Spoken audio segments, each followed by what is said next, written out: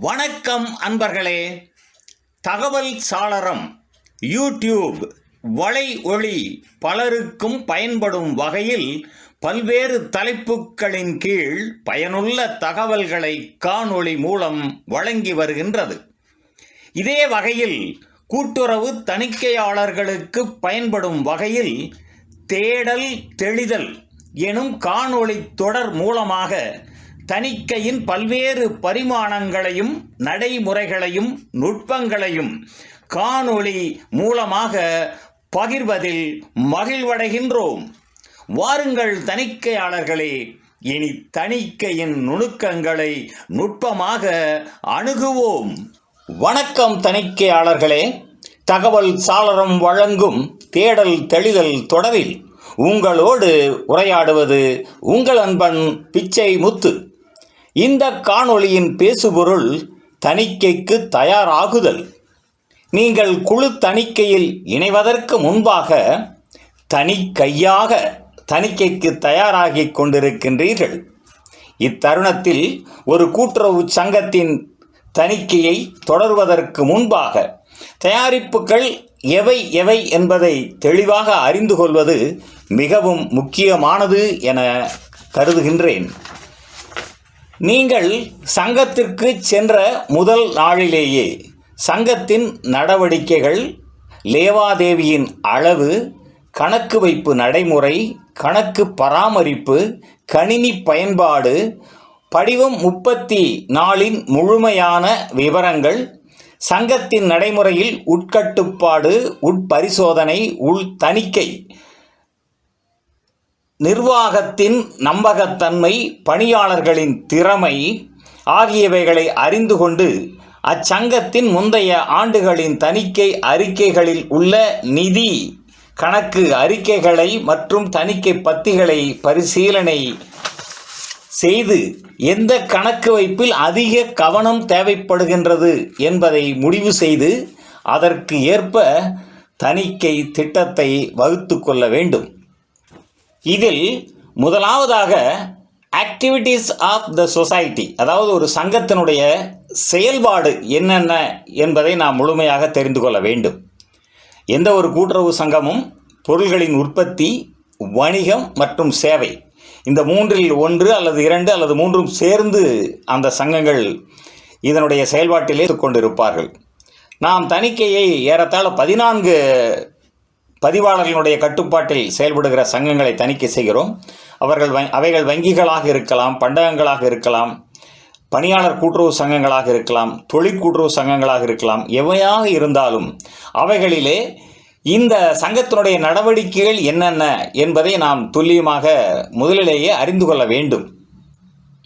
அதற்கு அடுத்ததாக volume of transaction, அதாவது அந்த சங்கத்தினுடைய லேவாதேவியினுடைய அளவு, அது டெபாசிட் பெற்று கடன் வழங்குவதாக இருந்தாலும் சரி, அல்லது பொருட்களை வாங்கி விற்பனை செய்தாலும், அல்லது உற்பத்தி செய்தாலும், வங்கி பணி ஆற்றினாலும், இன்னபிற சேவைகள் செய்தாலும் அந்த பணிகளினுடைய அளவு எந்த அளவிற்கு இருக்கின்றது என்பதை நாம் முக்கியமாக தெரிந்து கொள்ள வேண்டும்.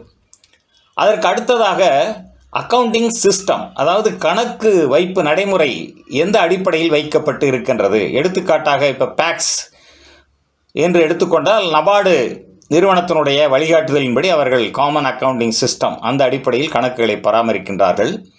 நகர கூட்டுறவு வங்கிகளை எடுத்துக்கொண்டால் அவர்கள் ரிசர்வ் வங்கியினுடைய நடைமுறையின்படி கணக்குகளை பராமரிக்கின்றார்கள்.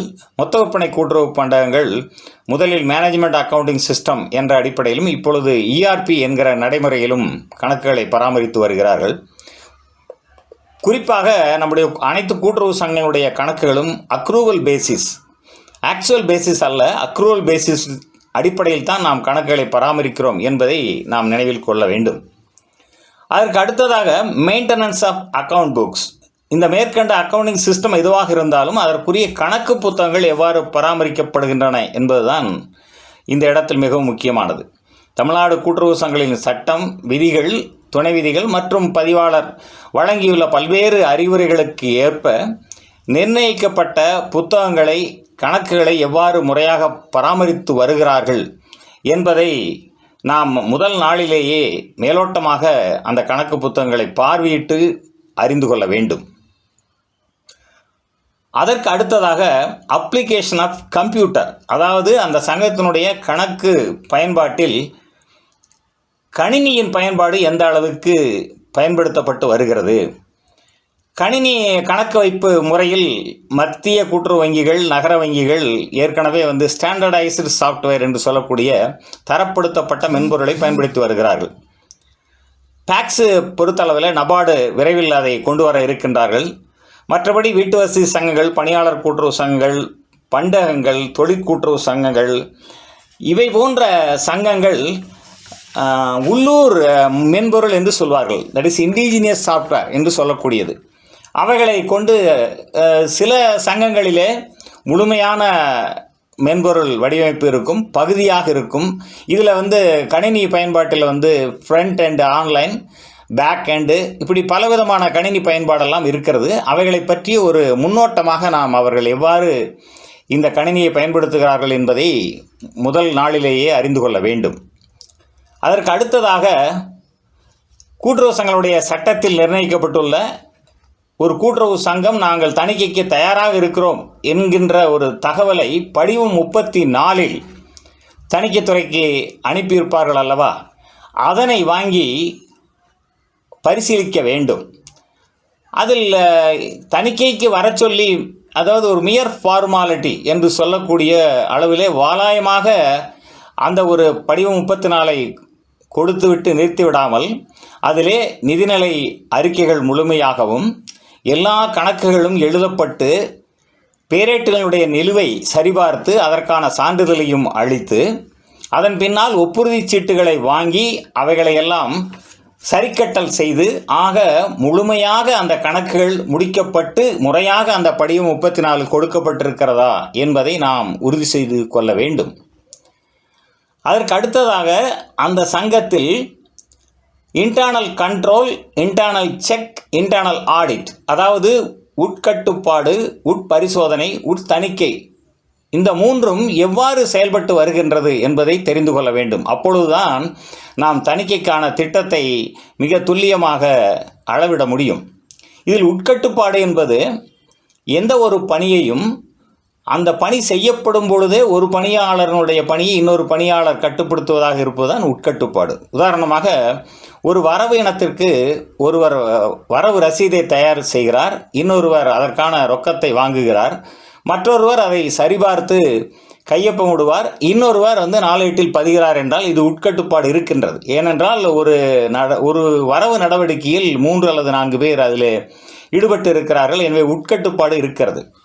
அதற்கடுத்தது உட்பரிசோதனை என்பது ஒரு நடவடிக்கை முடிந்த பின்னால் அதை மேலே இன்னொருவர் சரிபார்ப்பது. உதாரணமாக, நாளேட்டில் அன்றைய தினம் மேலாளரோ அல்லது அதற்கு அடுத்த நிலையில் இருக்கக்கூடிய பொது மேலாளரோ கையெழுத்து போடும் பொழுது அந்த வரவினங்களையும் செலவினங்களையும் சரிபார்த்து அதன் பின்னால் கையொப்பமிடுவார், சான்றொப்பமிடுவார். இதுதான் உட்பரிசோதனை. மேலே, அதாவது கீழே கணக்குகளை எழுதுகின்றவர்களுக்கு மேலாக ஒருவர் அவைகளையெல்லாம் சரிபார்ப்பது தான் உட்பரிசோதனை என்று சொல்கிறோம். இனி உள் தணிக்கை என்பது முடிந்து கணக்குகள் எல்லாம் பேரேடுகள் எல்லாம் பதிவு செய்யப்பட்ட பின்னால் ஏறத்தாழ தணிக்கையை போன்றே அதே சங்கத்தினுடைய ஒரு பணியாளரோ அல்லது சில இடங்களில் அரசு தணிக்கையாளரே, உதாரணமாக நம்முடைய மத்திய வங்கி மற்றும் நகர வங்கிகளில் கூட நம்முடைய தணிக்கையாளர்கள் உட்தணிக்கையாளர்களாகத்தான் பணியாற்றி கொண்டு இருக்கின்றார்கள். எனவே அந்த வகையிலே ஒரு வரவு செலவு முடிந்து கணக்குகள் எல்லாம் எழுதப்பட்ட பின்னர் அந்த வரவு செலவுகள் சரியாகவும் முறையாகவும் இருக்கிறதா என்பதை பார்ப்பது உட்தணிக்கை.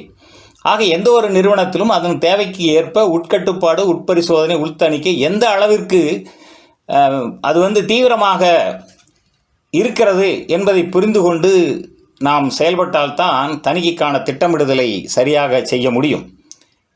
அடுத்தது ரிலையபிலிட்டி ஆஃப் மேனேஜ்மெண்ட், அதாவது ஒரு சங்கத்தினுடைய நிர்வாகத்தின் நம்பகத்தன்மை. அது நிர்வாக குழுவாக இருந்தாலும் அல்லது நிர்வாக அலுவலராக, அரசு அலுவலராக இருந்தாலும் கூட அந்த நிர்வாகத்தினுடைய நம்பகத்தன்மை, அதாவது அவர்களுடைய சங்கத்தின் முன்னேற்றத்தில் சரியான அக்கறையை செலுத்துகின்றார்களா, சரியான ஈடுபாடு காட்டுகின்றார்களா, அவர்களுடைய அந்த நிர்வாக குழுவினுடைய நோக்கம் என்ன. பொதுவாகவே எந்த ஒரு சங்கத்தினுடைய நிர்வாகத்திலும் தேர்ந்தெடுக்கப்பட்ட இயக்குநர்கள் இருக்கும்போது ஏதாவது ஒரு அரசியல் சார்புத்தன்மை என்பது அவர்களுக்கு இருக்கலாம். அது நமக்கு அந்த எந்த அரசியல் சார்பில் இருக்கிறார்கள் என்பதை தாண்டி அவருடைய நோக்கம் அந்த சங்கத்தை முன்னேற்றுவதில், மக்களுக்கு சேவை செய்வதில், உறுப்பினர்களுக்கு சரியான சேவைகளை கொண்டு செல்லுவதில் அவர்களுக்கான நோக்கம் சரியாக இருக்கிறதா, செயல்பாடு சரியாக இருக்கிறதா, அது நம்பகத்தன்மையுடன் இருக்கிறதா என்பதை நாம் உரையாடல் மூலமாக, பணியாளர்களிடம் உரையாடல் மூலமாக நாம் இவைகளை தெரிந்து கொள்ள முடியும்.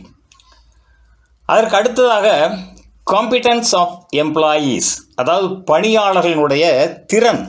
அதாவது ஒரு நிறுவனத்தில் ஒன்றுக்கு மேற்பட்ட பல பணியாளர்கள், வரவு செலவுக்கு ஏற்ப நிறைய பணியாளர்கள் இருப்பார்கள். ஆக அந்தந்த பணியாளர்கள் அவர்களுடைய கல்வி, அறிவுத்திறன், அனுபவம், ஆர்வம், அவர்களுடைய திறனை வெளிப்படுத்துகிற பாங்கு, எந்த பணியாளர் எதில் திறமை பெற்றிருக்கிறாரோ அவருக்குரிய பணி அளிக்கப்பட்டிருக்கிறதா என்பன போன்ற பல விவரங்களை நாம் அறிந்து கொள்வதன் மூலமாக அந்த கணக்கு வைப்பில் எந்தெந்த பணியாளர் கையாண்டு இருக்கிற கணக்குகள் நம்பகத்தன்மையுடன் இருக்கிறது என்பதை நாம் தெரிந்து கொள்ள முடியும். ஆனால் இதே நேரத்தில் ஒரு பணியாளர் பேசுவதை வைத்துக்கொண்டு மட்டுமே நாம் முடிவுக்கு வரக்கூடாது. நாம் தணிக்கையின் போது பார்த்துத்தான் அந்த தணிக்கையாளருடைய திறன் அல்லது மற்ற விவரங்களை அறிந்து கொள்ள முடியும். இருந்தாலும் கூட முதல் நாளிலேயே மேலோட்டமாக சில விஷயங்களை இதிலே நாம் அறிந்து கொள்ள முடியும். அடுத்தது மிக முக்கியமானது scrutiny of audit reports, previous reports. அந்த சங்கத்தினுடைய முந்தைய ஆண்டு தணிக்கை அறிக்கைகளை பரிசீலனை செய்வது மிக மிக முக்கியம்.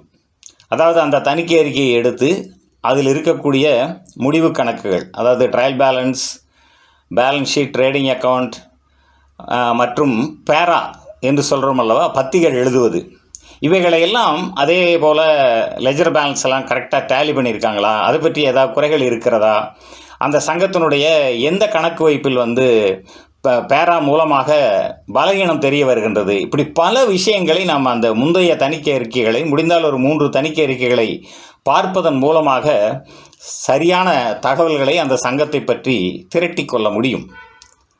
அடுத்தது கிரிட்டிக்கல் ஏரியாஸ் இன் ஆடிட். அதாவது இந்த மேற்கண்ட தகவல்களினுடைய அடிப்படையில் இந்த சங்கத்தினுடைய தணிக்கையில் நாம் எந்த பகுதியை, கணக்கினுடைய எந்த பகுதியை அல்லது எந்த கணக்கு புத்தகங்களை அல்லது எந்த செயல்பாட்டில் ஒரு பலகீனம் இருக்கிறது, கணக்கு வைப்பிலோ அல்லது பணியாளர்களுடைய திறன் வெளிப்பாட்டிலேயோ அல்லது செயல்பாட்டிலேயோ, இப்படி பல விஷயங்கள் நாம் இந்த மேற்கண்ட பரிசீலனை மூலமாக தெரிந்து கொள்ள வாய்ப்பாக இருக்கும்.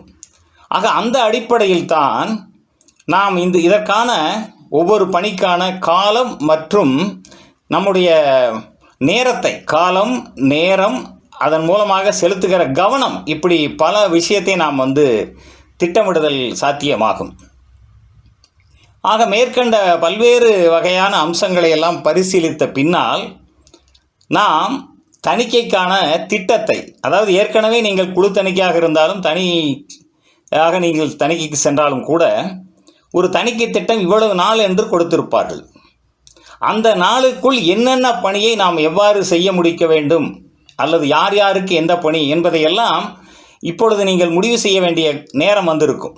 அந்த நேரத்தில் இந்த ஒவ்வொரு பணியிலும் எந்தெந்த பணிக்கு மிக முக்கியமான நேரம் அல்லது நாட்கள் தேவைப்படுகிறது என்பதையெல்லாம் நாம் இந்த அடிப்படையை வைத்துக்கொண்டு தான் தணிக்கைக்கு திட்டமிட வேண்டும்.